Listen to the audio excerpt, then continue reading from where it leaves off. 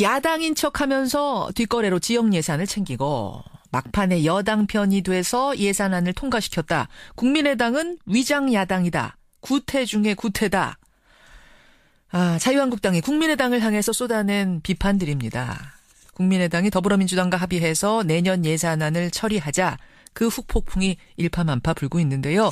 자유한국당은 이번 합의를 밀실합의다. 밀실야합이라고까지 규정을 하고 있습니다.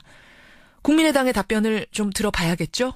이번 예산안 협의 과정에서 실무 총괄을 맡았던 분입니다. 국민의당 이용호 정책위 의장 연결해보죠. 이용호 의원님 안녕하세요. 네, 안녕하세요. 정말로 민주당하고 밀실 야합을 하신 겁니까? 협상 과정을 거의 국민들도 보셨을 건데요. 저희는 그게 밀실 야합이라고 생각하지 않습니다. 협상에 있어서는 언제든지 협상의 상대가 필요한 것을 주고 할 수 있다고 생각하는 것이고요. 그런 협상의 테이블에서 조금 소외됐다고 해서 그 부분에 대해서 지나치게 비난하는 것은 적절치 않다고 보고 그렇지만 한국당의 입장은 이해할 수도 있습니다. 이제 협상에서 좀 얻어낸 게 적다. 소외된 그런 마음을 대내용으로 이렇게 세게 얘기하는 것이 아닌가 합니다. 소외돼서 좀 서운하고 좀 억울한 마음에 지금 그러시는 게 아닌가 이해는 된다. 네, 그렇습니다. 근데 자유한국당이 지금 밀실 야합이라고 주장하는 핵심적인 근거는 뭐냐면요. 민주당의 박홍근 원내수석 부대표하고 국민의당의 권은희 원내수석 부대표가 서로 카톡을 주고받았는데 그걸 들여다보니 국민의당이 원하는 그 선거구제하고 이번 예산안 처리를 마치 거래하듯이 했더라. 딜하듯이 했더라. 이런 내용이 고스란히 적혀 있었다. 이게 밀실 야합이 아니면 뭐겠느냐. 지금 이렇게 얘기하는 건데요. 그런데 예를 들면 선거구제나 개헌이나 이런 것들이 저희 국민의당만의 문제겠습니까? 사실은 모든 정당의 관심 사항이고요.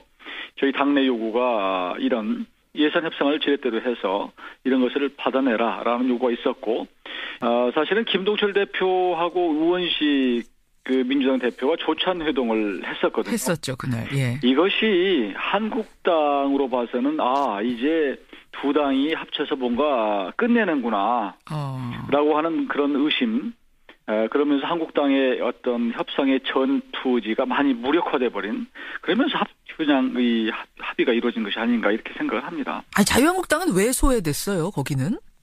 아니, 처음부터 자유한국당은 언제든지 국민의당이 민주당으로 갈 거다, 투항할 거다, 이런 식의 얘기를 처음부터 했었던 것 같아요. 농반 진반으로. 국민의당 쪽에다가 농반 진반으로? 시간의 문제 아니냐.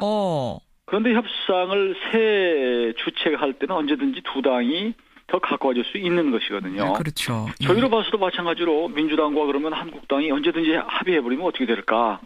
이런 생각도 할 수 있는 거거든요. 그런 상황에서 어떻게 국민의당으로 봐서는 성과물을 극대화할 수 있느냐, 이런 사실은 생각을 할 수 있는 거고요.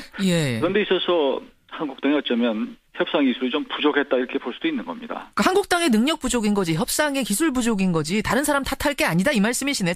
짧게 정리하자면.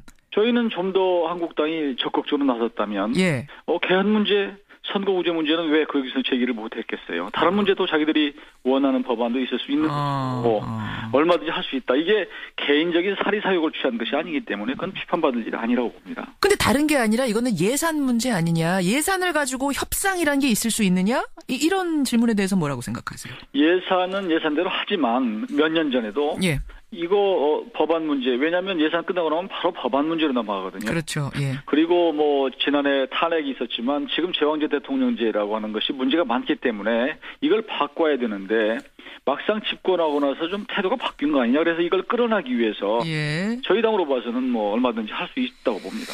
자, 그렇다면 두 번째 질문.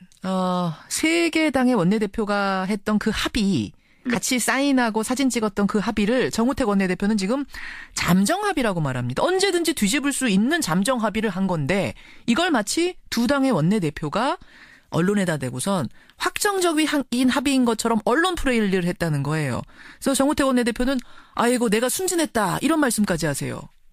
네, 저도 정우택 대표께서 이렇게 순진했다라고 하신 말씀을 이해를 합니다. 왜 그러냐면 또 합의문을 보니까 그러니까 진짜 순진하셨던 거예요? 그러니까요. 제가 말씀드리고 싶은 것은 그 당시에 그 합의문에 예. 법인세 인상이나 두어 가지 정도에는 가로를 쳐놓고 뒤에다가 예. 유보 입장 이렇게 써놨더라고요. 아. 또 이해가 안 되는 것은 예. 왜 이런 정도의 합의문에 근데 왜 서명을 했을까? 정식으로도 서명을 했어요. 잠정 합의에는 보통 서명을 하지 않죠. 하죠. 그래서 그냥 그 합의문만 갖고 와서 의원총회에서 이제 추인을 받는 거 아니겠습니까? 예, 예. 근데 의원총회에서 추인을 정 대표께서 좀 쉽게 받을 수 있을 것이라고 하는 생각을 했던 것이 아닌가. 이 부분에 있어서 정 대표께서 이제 원내대표의 임기가 예. 15일인가요? 얼마 안 남았어요. 이기 때문에 예. 이런 것이 이제 제대 말년이라 뭐 이런 것 때문에 조금 쉽게 생각했던 것이 아닌가 이런 생각을 합니다. 그러니까 그건 잠정 합의 아니셨단 말씀이에요. 그때 그 분위기는. 저는 그 당시에 원내대표 세 분이 계셨기 때문에 뭐 그 자리에 계시진 않았지만 밖에 있었습니다. 그런데 합의문을 보니까 예. 서명은 정식으로 했는데 가로 속에 유보 입장 이런 것들이 있더라고요. 그래서 좀 이상하다 라는 생각을 했습니다. 그래요. 지금 정호택 원내대표가 사실 거짓말하는 거 아니냐라고 얘기들 하지만 거짓말은 아니고 그야말로 순진하셨다 이런 말씀이네요. 그 당시에 왜 정 대표께서 유보 입장이라고 그러면서 정식으로 서명을 하는 부분은 좀 이해가 안 되는 그것이 뭐 순진하다면 순진하게 볼 수도 있는 거죠. 그것도 상대 민주당이나 이런 쪽에서는 그걸 충분히 밖으로 언론 플레이 할 수 있는 거고요. 그래서 기정사실화 하는 것이죠. 예, 국민의당 이용호 정책위 의장 지금 만나고 있습니다. 아무튼 이번 예산안 통과 과정에서 가장 존재감도 확인하고 실리도 챙긴 수혜당, 최대 수혜당은 국민의당이다 이런 평가가 나옵니다. 아마 그 부분에 있어서는 협상 실무 총괄로서 뿌듯하실 것 같아요. 근데 이 의원님, 네. 이제 합의 다 통과되고 나서 처리가 되고 나서 이용호 의원께서 SNS에 쓴 글이 지금 논란이 되고 있는 건 아시죠? 네, 예. 예, 그 페이스북에다 이렇게 쓰셨더라고요. 만약에 우리 지역구 예산 합의가 잘 안 되면 기재부의 예산국장에게 예산안 합의를 통째로 깨버리겠다고 협박했다. 결국 그렇게 해서 이용호 의원 지역구 예산을 챙겼다 이제 이 말씀을 하신 건데 이거 자랑하려고 쓰신 거예요?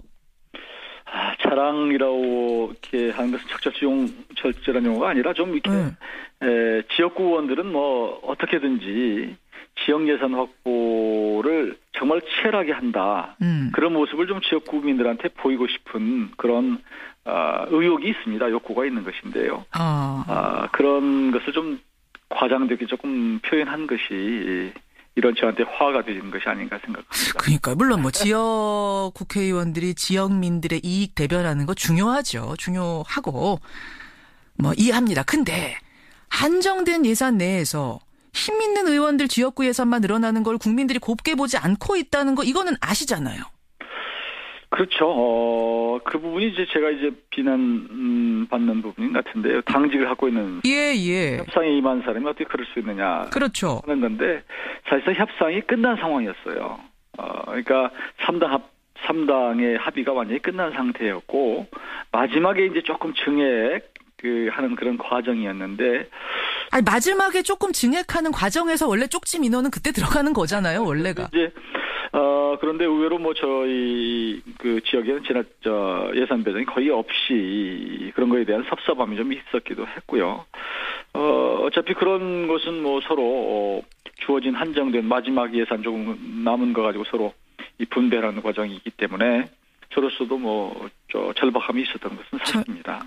그렇다고 해서 예산안 합의를 통째로 깨버리겠다고 내가 기재부를 협박했다. 이거는 마치 그냥 듣기에는 이 문장을 듣기에는 국회의원이 권력 가지고 죄송한 말씀입니다만 갑질하는 느낌 같은 걸 국민들은 받으셨다고 해요. 네, 제가 어떻게 그 예산 협상을 깨버릴 능력이 있겠습니까? 그 정도 능력이 있으면 제가 굳이 이런 표현 안 해도 알아서 정보가 줍니다. 왜 이런 표현 왜 쓰셨어요, 그럼? 조금 전에 말씀드렸지만 좀 그 의혹이 지나쳤던 것이 아닌가 과장된 표현이었던 것 같습니다. 그래. 오늘 이제 방송 나오셨으니까 이 논란 이후에 직접 국민들께 한번 뭐 사과를 할까요? 아니면 양해의 말씀이랄까요? 한 말씀 하시겠어요? 정말로 제가 의도했던 것은 제가 뭐 어떤 그 당의 당직을 가지고 협상에 임했던 사람으로서 그러려고 했던 것도 아니고 그럴 상황도 아니었는데 그렇게 국민들에게 비춰질 수 있다라고 생각하고요. 그런 오해와 혹은 제가 잘못 비춰진 데 대해서는 정말 죄송하게 생각을 합니다. 사실은 이용호 의원뿐 아니라 지금 여야를 막론하고 지도부 의원들 또 힘 있는 다선 의원들 지역구만 예산이 두둑히 챙겨갔더라.